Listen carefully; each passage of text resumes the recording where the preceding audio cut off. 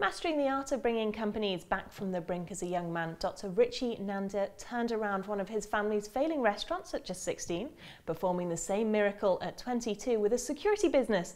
Now executive chairman of the Shield Group, is one of Britain's richest. He joins me now.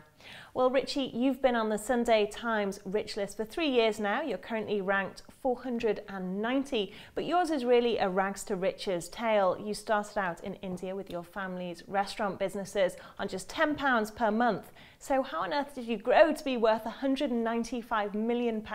There's £10 a month is a fact. And this is not like 60, 70 years ago. This is just 20 years ago. That's when I got into the business. My dad had a paralytic stroke, so I entered the business of restauranting. And it was a tough life, and I was there for 6 years, turned the business around, made it #1 in Bombay. But I got tired of it. Knowing my personality of being an extrovert, reaching out to people, I couldn't sit in my seat and wait for people to come to me. I had to go out to them. And then I started seeing out what could I do, whether I should do PR, advertising, marketing. I'm very creative. And then we had a small business called Tops. It had a turnover of £2,000 a month, nothing at all. Took the business on. And today we are where we are. We're nearly $270 million in revenues. We employ 93,000 people. We have 130 offices working in 7 countries.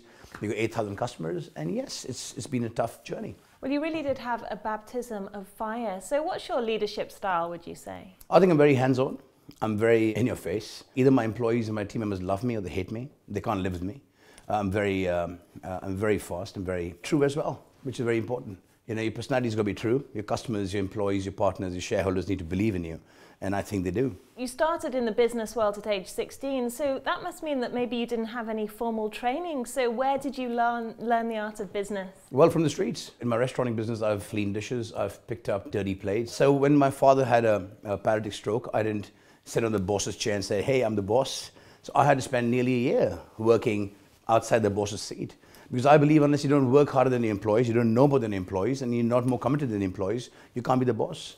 Well, how did you get people to respect you? Because you started out at age 16, so surely people thought you were just not capable of running a business. So my first day in my restaurant business, I was 16 and a half. There was a guy who was serving someone, his plate fell down. The fork fell down, and I said, would you mind picking that up? So he looked at me and he said, he turned his face away. We were unionized at that time. So I asked somebody else who was cleaning the dishes, I said, can he help? He said, no. So that's the day I realized that people only respect you when you do things before them, ahead of them, you work longer hours than them. That's when they respect leadership. Well, you obviously put a lot of importance on customer care. I actually read that you said that even if one of your clients says they owe you £20,000 less, then you'll take their word for that. And so obviously it's very admirable to have the mentality that the customer's always right. But is it really realistic in business? Business can't be done with just realism, numbers and P&Ls and balance sheets. It has to be done with the heart. If you see all the big companies, when they go wrong, they get it wrong, is when they start focusing on numbers only. You know when you're wrong. And when the customer says that, listen, you've messed up, you can do 2 things. Either you can even argue with him and lose the customer, and that guy will go out and tell 10 more customers, you know what, Shield is bad, Tops is bad. Or you would say, you know what, it's my bad, take him the chin and say, I'm sorry, and you're right. We'll go to an insurance company now. Well, I imagine the security business in India isn't easy, especially 22 years ago when you started. I have heard you talk about the Mafia. So how did you build a business in this environment? When I got into security business 22 years ago, I was a young boy, and there was Mafia was at its rampage, at its peak in Bombay at that time. And we secured most of the Bollywood guys, all the actors, producers. And then the Mafia wanted to, extort money from these guys or get money or do whatever. We came the way. So it was a tough fight. So I remember producers coming to me and saying, Mr. Nanda, what do we do? How do we, what do we handle? I said, listen, the bad news is they're against you, but good news is the police and we are with you.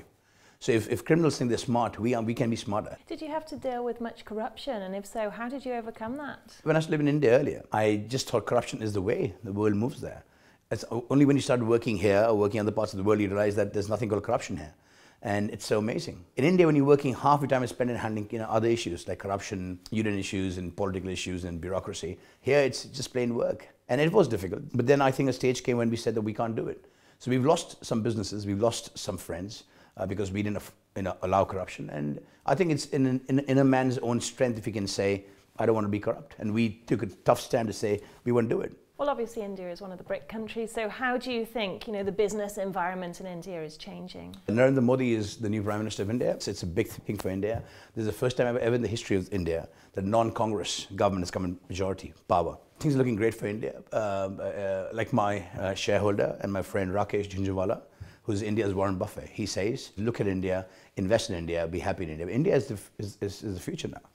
India is a huge market, it's growing well. Modi's got big ambitious plans. The corporate world is happy. The stock market is happy. People are happy, we are happy.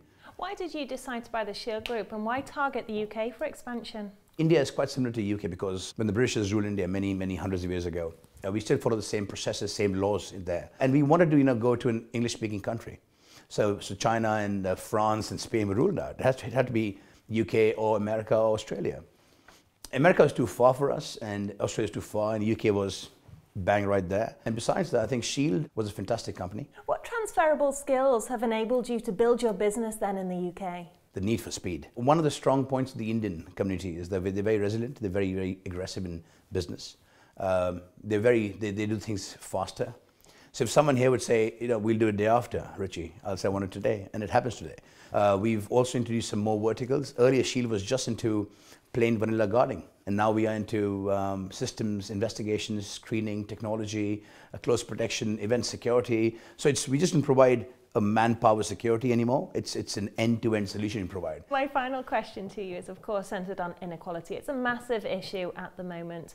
And following Davos, the World Economic Forum, I know Oxfam brought out the statistics that 85 of the richest people in the world hold the same amount of wealth as half of the poorest countries. What do you make of this kind of statistic? I think it's very sad. We don't realize how much these poor people really contribute to the economy.